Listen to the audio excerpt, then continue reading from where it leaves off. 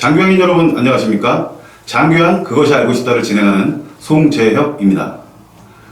오늘 그 첫 번째 순서로 2020년도에 변경된 주요 장교양 보험제도는 어떤 것이 있는지 정리해 보도록 하겠습니다. 현업에서 어르신 모시는 일에 바빠 법이 어떻게 바뀌고 있는지, 그리고 부당한 법과 제도는 어떤 것들이 있는지 알 수 있는 기회가 부족하기 때문에 노인복지사업 안내와 장교양 급여 제공 기준 고시를 중심으로 하나씩 세분하여 정리해 드리고자 합니다. 먼저 장교양기관 설치와 지정에 대한 주요 변경 사항입니다. 장교양기관으로 지정되는 노인요양시설과 노인요양 공동생활가정, 그리고 신규로 설치되는 모든 급여 유형별 재가 장교양기관 모두 노인복지법의 적용을 받아 설치 신고를 해야 합니다. 이때 노인요양시설과 노인요양 공동생활가정은 노인의료복지시설 설치 신고피를 받은 후에 별도의 장교양기관 지정을 받아야만 합니다. 재가 장교양기관의 경우 역시 노인복지법상 재가 노인복지시설 설치 신고피를 받은 후 별도의 장교양기관 지정을 받아야 합니다. 다만 기존의 재가 장교양기관 지정을 받은 경우에는 2025년 지정갱신제에 따라 재지정을 받을 때까지는 기관기호 3의 재가 장교양기관으로 운영할 수 있으며 2025년 재지정을 위해서는 노인복지법에 따른 재가 노인복지시설로 설치 신고피를 한 후 재가 장교양기관 지정을 다시 받아야 할 것입니다.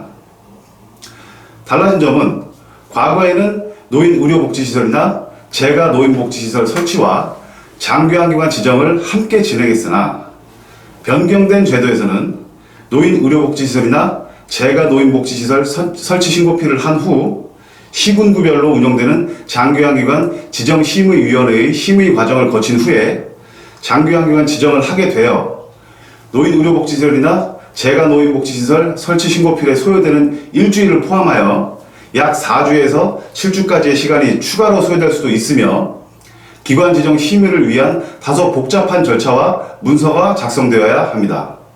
이 점 꼭 주의하셔서 설치 신고와 장교양기관 지정 신청을 하시기 바랍니다.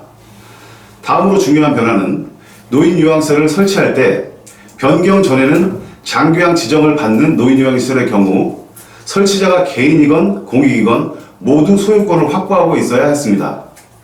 금년 들어 보건복지부가 노인복지법 시행규칙을 바꿔 국가나 지방자치단체가 실시하는 노인요양시설의 경우 소유권이 없어도 임대로 빌려 설치할 수 있도록 법이 개정되었습니다.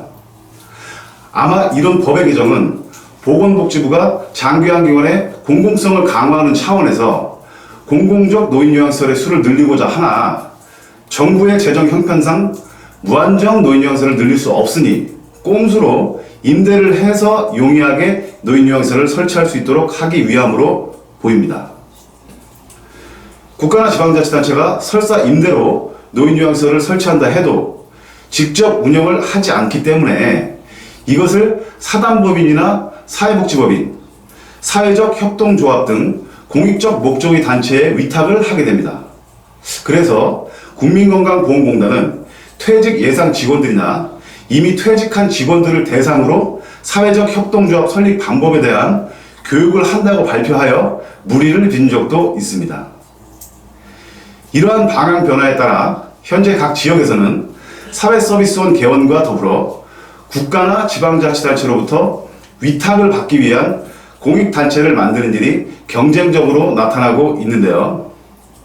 자, 하지만 여러분들께서 주의하실 점은 설사 공익단체나 법인을 만들었다고 해서 처음부터 정부나 지방자치단체가 아무한테나 위탁을 주지 않는다는 것입니다.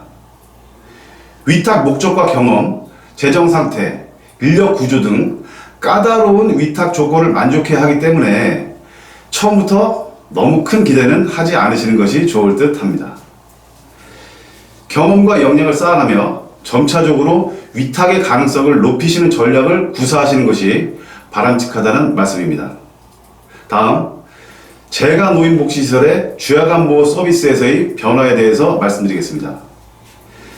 재가 노인복지 사업 중 장교양인들에게 가장 인기가 있는 것으로 인기가 있는 것은 치매 전담형 주야간 보호센터라고 합니다.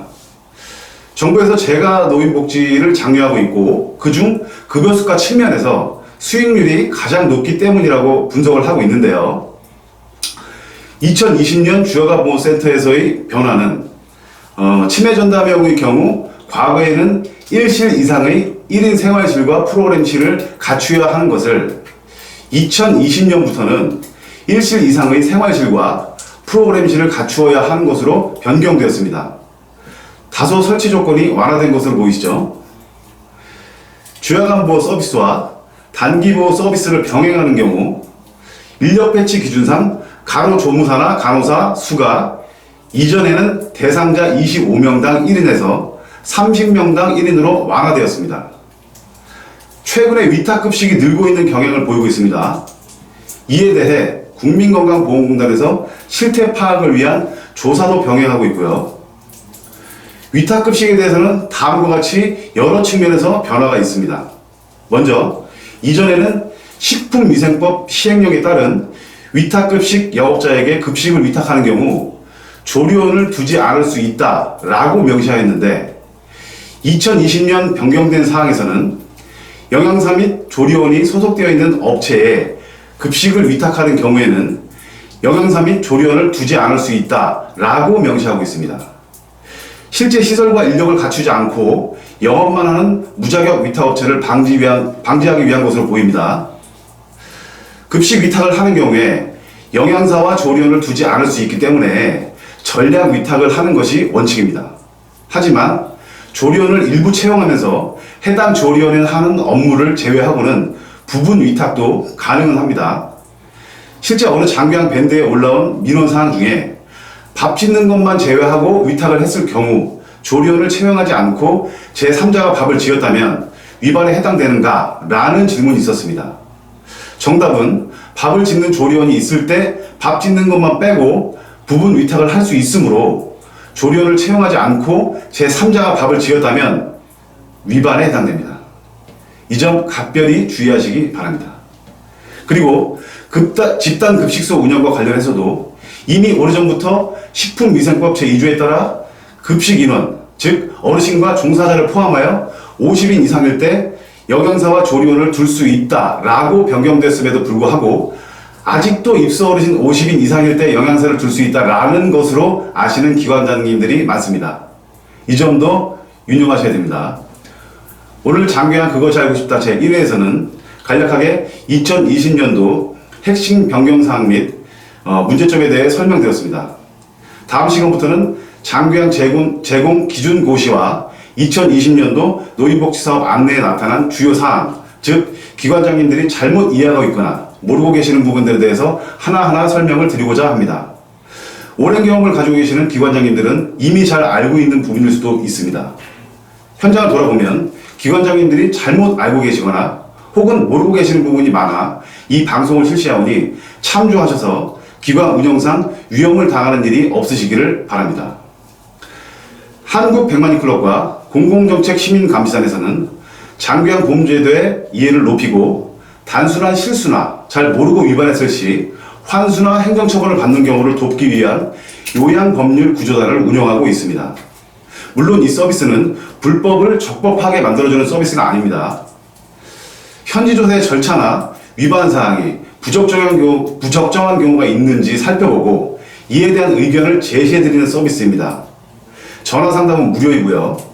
실제 의견서 작성이나 탄원서 등 특별한 조치가 필요한 경우 또한 비용은 없습니다. 다만 서비스가 만족스러운 경우 자율적 후원금을 공공정책 시민감시단에 보내주시면 됩니다. 특별히 현지조사 시 변호사님의 입회나 행정구제, 즉 행정심판이나 행정소송이 필요한 경우 자문 변호사인 좌세준 변호사님과 이지훈 변호사님, 노무 문제는 신영순 노무사님께 연계해 드릴 것입니다. 행정구제 신청 시 변호사를 연계해 드릴 때 한국 백만이클럽과 공공정책 시민감시단에서는 어떠한 금품도 요구하지 않습니다. 간혹 변호사님들로부터 돈을 받는 것이 아니냐라는 상식 이하의 의혹을 제기하신 분도 계셨는데요. 공정사회 구현을 목표로 하는 투명한 서비스 이온이 많이 이용해 주시기 바랍니다. 장귀한 법률 서비스가 필요하신 분들은 공공정책 시민감시단 공식 창구인 031-718-5811 또는 010-4289-6755로 전화 또는 메시지를 보내주시면 됩니다. 그럼 오늘 방송 여기서 마치겠습니다. 20년 이상 경력의 전문가 집단이 운영하는 다음 방송을 기대해 주시기 바랍니다. 이어서 제2부 왕희진 장규양 전문 기자와 제3부 김철준 건강의료 전문 기자가 전해드리는 뉴스가 계속됩니다. 근 50일간 계속된 장마에 큰 피해 없으시기를 바라겠습니다. 시청해 주셔서 감사합니다.